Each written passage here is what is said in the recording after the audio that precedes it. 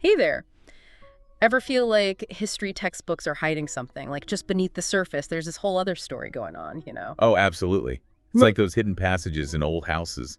Once you find them, a whole new world opens up. Exactly.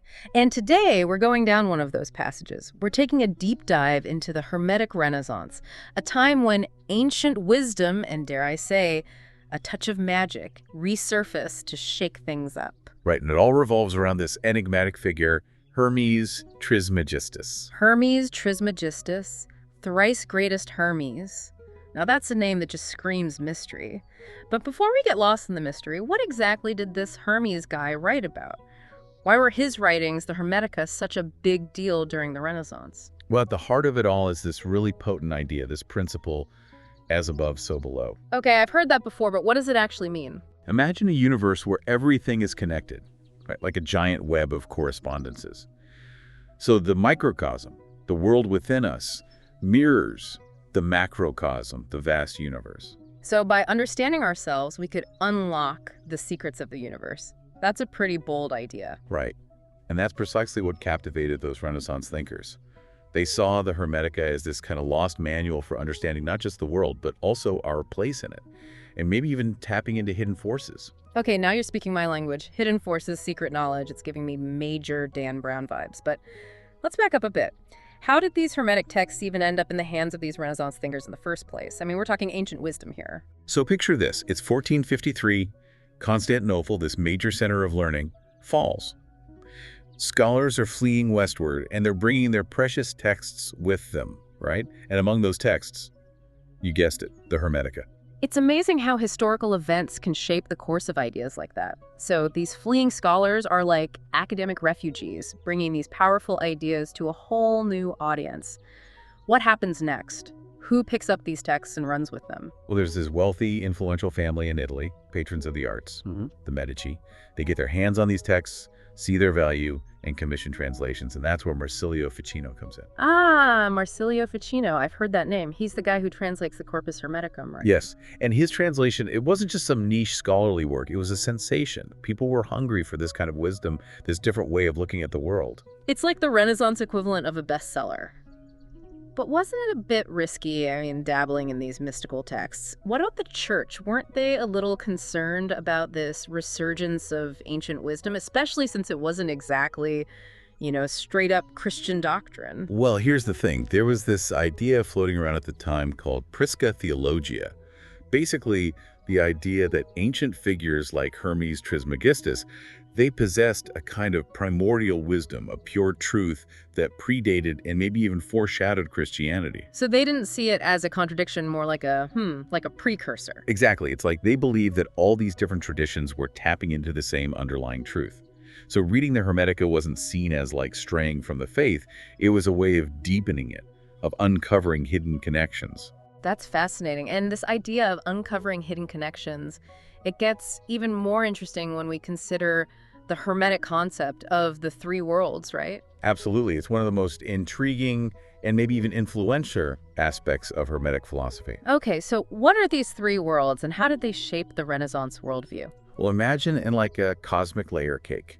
At the bottom, you have the elemental world, which is the physical world, the one we experience with our senses. It's the realm of earth, air, fire, and water, the building blocks of everything around us. Okay, so we've got the tangible world at the bottom, the foundation. What's the next layer up on this cosmic cake? Next, we ascend to the celestial world. Okay, so that's the heavens, the stars, the planets. Exactly. And it wasn't just seen as, pretty lights in the sky. There was this belief that the celestial bodies, they actually influenced events down here on Earth. Right, astrology. It was huge during the Renaissance, right? Oh, absolutely. But it wasn't just about reading your daily horoscope in the newspaper.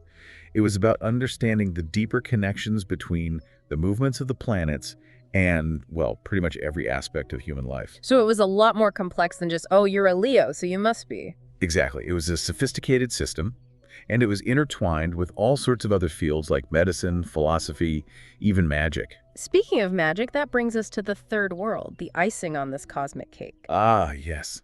The intellectual world, or the Empyrean, as it's sometimes called. Okay, now we're getting to the really mysterious stuff.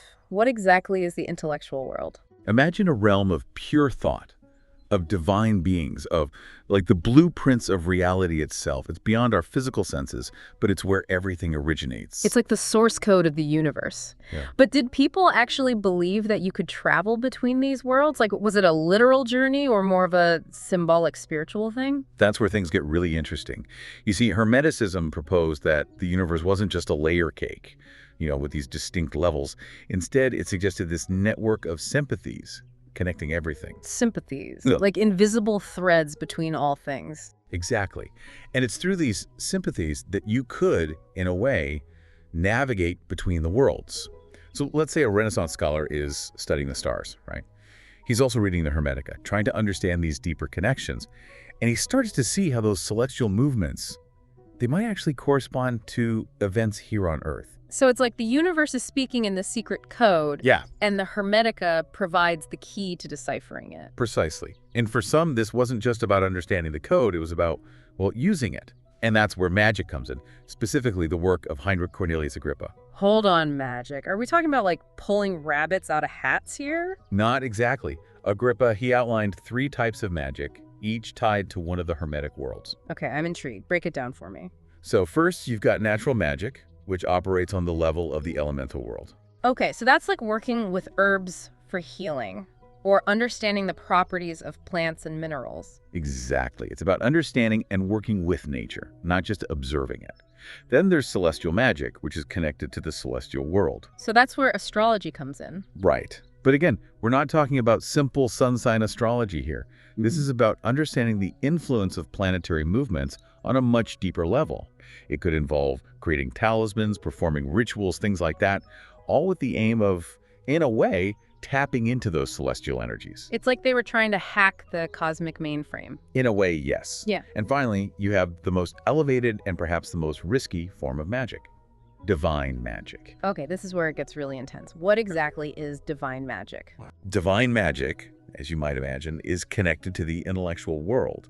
It involves trying to connect with higher beings, access divine wisdom, even influence reality through the power of the mind. Wow, that's some next level stuff. It was considered incredibly powerful, but also very dangerous, something that only the most spiritually advanced could even attempt to practice. And even then, there were no guarantees. So we've got all of these different threads weaving together. Ancient wisdom, the Hermetica, the concept of the 3 world magic. It's like the Renaissance had its own version of like a Marvel universe with these hidden connections and forces at play. But it wasn't all, sunshine and celestial alignments, was it? You're right. There were tensions even within the Hermetic movement itself. Oh, really? Like what? Well, for example, you had Pico della Mirandola, another major figure in the Hermetic Renaissance. He was really interested in trying to bridge Hermeticism with Jewish mysticism, specifically the Kabbalah. Really? Trying to find common ground between these different traditions, that's pretty open-minded for the time. It was a time of intense intellectual curiosity, of pushing boundaries, but that open-mindedness, it had its limits. How so? Well, let's talk about Giordano Bruno. Oh boy. Giordano Bruno. Didn't end so well for him, did it? Not exactly. Bruno, he was a Dominican friar, so already, bit of an outsider. But he took Hermeticism in a very radical direction, even rejecting certain Christian doctrines. What? Like what? Well, he became a proponent of heliocentrism, the idea that the earth revolves around the sun. Which, of course, went against the church's teachings at the time. Exactly. And it wasn't just that. He also embraced this kind of sun-worshipping philosophy, claiming it was rooted in ancient Egyptian wisdom. Wow, talk about a radical interpretation. So he was challenging both scientific and religious orthodoxy. He was definitely not afraid to shake things up. But ultimately, it was his views on religion, more so than the scientific ideas, that led to his downfall. Right. He was eventually tried by the Inquisition, and Bill. let's just say it didn't end well for him. It's a reminder that even in periods of great intellectual ferment, challenging the powers that be could have serious, even fatal consequences. Absolutely. And beyond the fate of individual thinkers like Bruno, there was a larger shift happening that would ultimately challenge the very foundations of the Hermetic worldview. You mean the scientific revolution? Exactly. And one of the key figures in this shift was a scholar named Isaac Casaubon. Remember how we talked about those Hermetic texts being seen as this ancient wisdom passed down from Hermes Trismegistus himself? Yeah, the whole foundation of Hermeticism rested on that idea. What about it? Well, Casaubon, he was a bit as a textual detective. He started digging into the Corpus Hermeticum, and Man. he discovered something that would shake the very foundations of Hermeticism. Okay, now you've got me on the edge of my seat. What did he find? Well, through careful analysis of the language, the writing style, all the little clues that historians use, Casaubon came to a startling conclusion. The Corpus Hermeticum, it wasn't as ancient as everyone thought. Wait, are you serious? Oh yeah, he argued that those texts, the ones attributed to Hermes Trismegistus, this ancient sage, they were actually written centuries later. Centuries. So not just a little bit off, but like way off. Yeah, Casaubon suggested they might have even been written after the rise of Christianity. Wow. So this whole idea of Hermes Trismegistus passing down this ancient wisdom, it was all based on a misunderstanding. Pretty much. And remember, during the Renaissance, ancient sources, they held a lot of weight. So Casaubon's findings, they really threw a wrench into things. It's like finding out your favorite band didn't actually write their own songs. You kind of feel a little betrayed, right? Absolutely. And that sense of betrayal, it contributed to the decline of Hermeticism's influence. But even though it lost its, mainstream appeal, it didn't just vanish completely. So the ideas lived on? Where did they go? Well, they went underground, in a way. Think about those secret societies that popped up around this time, groups like the Rosicrucians.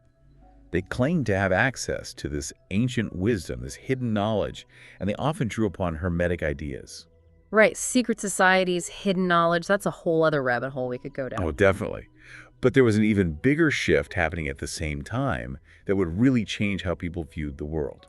The scientific revolution. Right. The rise of reason, observation, experimentation. Exactly. Figures like René Descartes, they emphasized the importance of skepticism, of not just blindly accepting things based on tradition or authority. So instead of looking back to the past for answers, people started looking around them, questioning, experimenting. And this shift in thinking, it led to some incredible discoveries. Think about Isaac Newton, his laws of motion, gravity. These were groundbreaking ideas that really changed our understanding of the universe.